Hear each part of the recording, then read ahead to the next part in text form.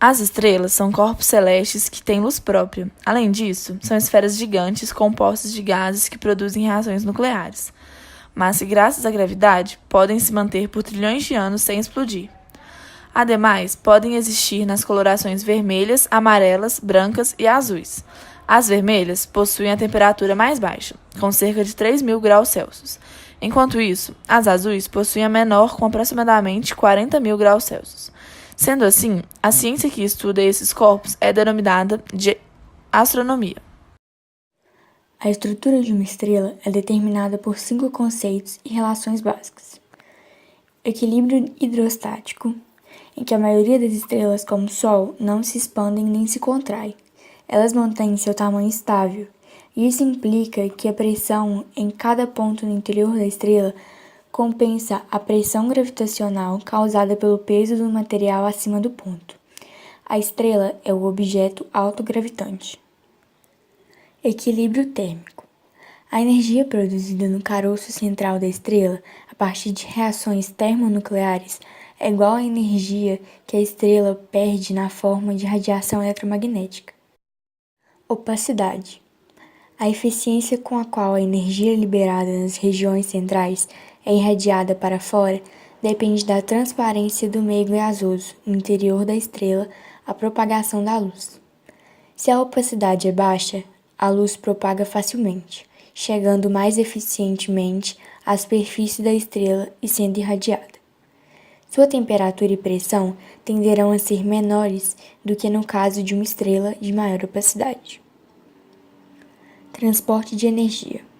Energia não precisa necessariamente ser transportada na forma de luz. A maneira pela qual se dá o transporte de energia do centro para fora determina a temperatura externa da estrela e sua cor.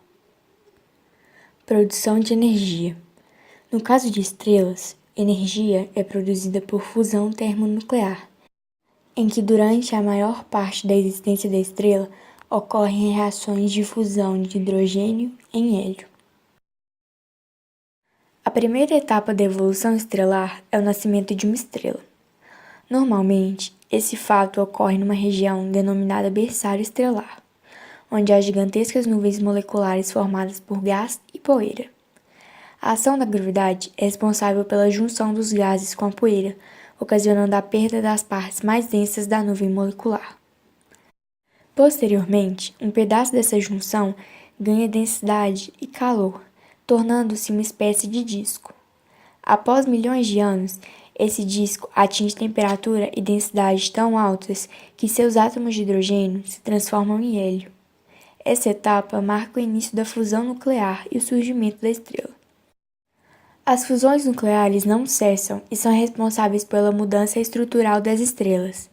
O hidrogênio é o principal combustível para as reações nesses corpos celestes.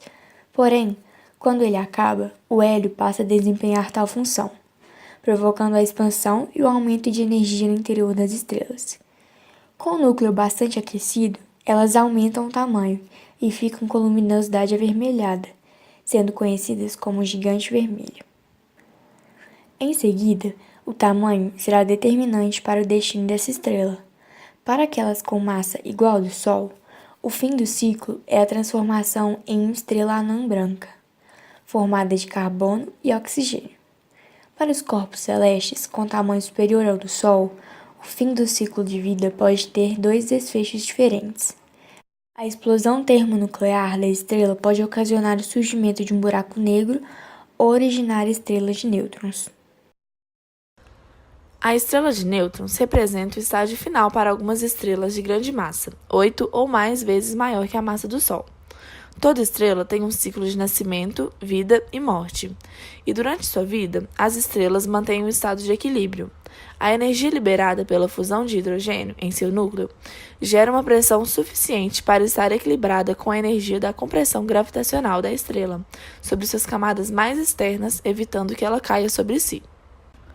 Quando todo o hidrogênio do núcleo de uma estrela suficientemente grande já foi consumido, este equilíbrio torna-se comprometido. O hélio das camadas mais externas é convertido em elementos mais pesados, e o processo de fusão vai ficando cada vez mais ineficiente. consequentemente gerando enormes quantidades de energia para o espaço. E os materiais mais pesados, gerados pela fusão do hélio, começam a cair para o interior da estrela, formando um núcleo cada vez mais compacto. O núcleo da estrela passa a girar cada vez mais rapidamente, à medida que mais matéria vai sendo sugada por ele, gerando um campo gravitacional cada vez mais forte. O equilíbrio que havia entre as camadas externas e o núcleo não existe mais, e ela colapsa, explodindo em uma supernova. A camada mais externa é expulsa para o espaço e o que resta é uma estrela formada totalmente por nêutrons, por isso o nome estrela de nêutrons. Devido à alta densidade, seus prótons e elétrons se unem no núcleo anulando-se. Uma estrela de nêutrons gira tão rápido que seu período rotacional pode levar apenas alguns milésimos de segundo. Quando o campo magnético não coincide com seu eixo de rotação, ocorre o chamado pulsar. Então, a estrela emite radiação de forma extremamente regular. Um pulsar, portanto, nada mais é do que uma estrela de nêutrons em rotação. Elas emitem de seus polos magnéticos jatos de partículas que produzem poderosos feixes de luz. O Sol é uma estrela em que todos os planetas do Sistema Solar giram ao redor. É uma estrela anã amarela. É constituída por 73% de hidrogênio, 24% de hélio, 0,77% de oxigênio, 0,29% de carbono, 0,16% de ferro, 0,12% de enxofre, 0,12% de neônio, 0,09% de nitrogênio, 0,07% de silício, 0,05% de magnésio. A estrela cadente é um nome popular como é conhecido o meteoro. A estrela cadente resulta do lançamento de uma partícula sólida que se evapora. O resultado é um feixe de luz luminoso. As estrelas cadentes são formadas por fragmentos advindos do espaço interplanetário que se aquecem no momento em que atingem a atmosfera.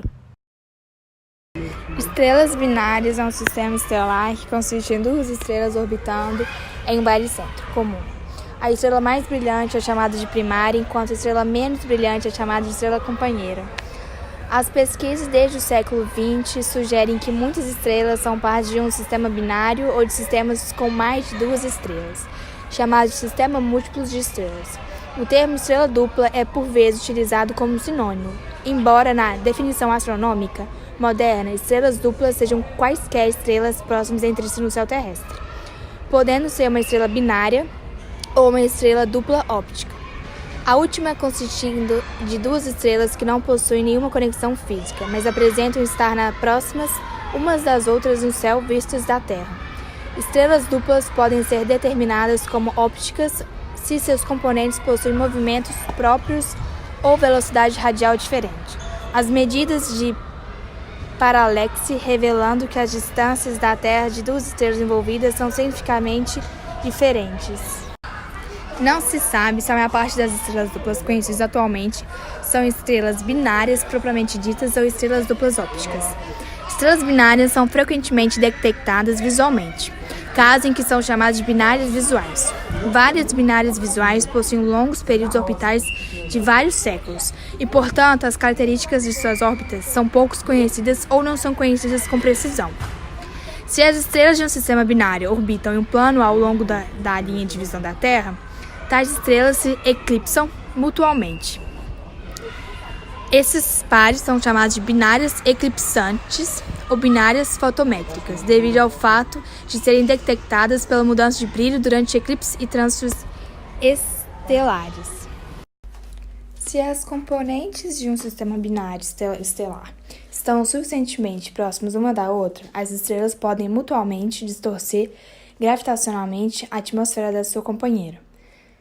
Em alguns casos, pode haver transferência gravitacional de matéria de uma estrela para outra, fazendo com que estrelas de sistemas binários atinjam estágios de evolução estelar que seriam impossíveis em uma estrela solitária.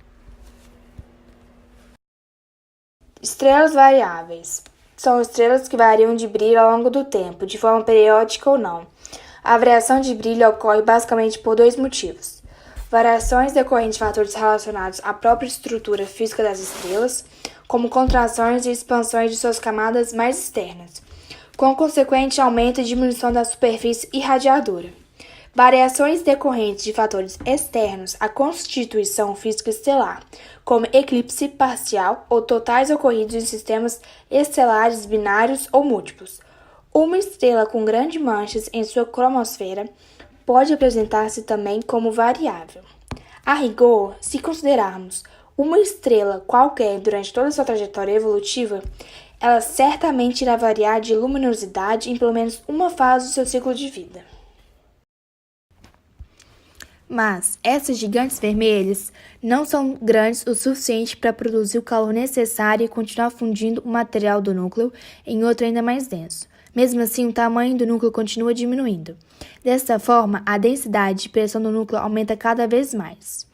Essa camada mais externa se torna instável com o aumento da radiação e aumenta drasticamente de tamanho a uma velocidade bem grande, transformando-se em uma imensa nuvem composta por materiais que antes compunham a estrela original e produtos da sua fusão. Neste momento, a ex-gigante vermelha é agora duas coisas diferentes. Uma imensa nuvem difusa e fria, chamada de nebulosa planetária, e um pequeno corpo celeste composto por um núcleo de carbono e ainda algum hélio e hidrogênio em fusão na crosta. Esse corpo celeste é chamado de anã branca.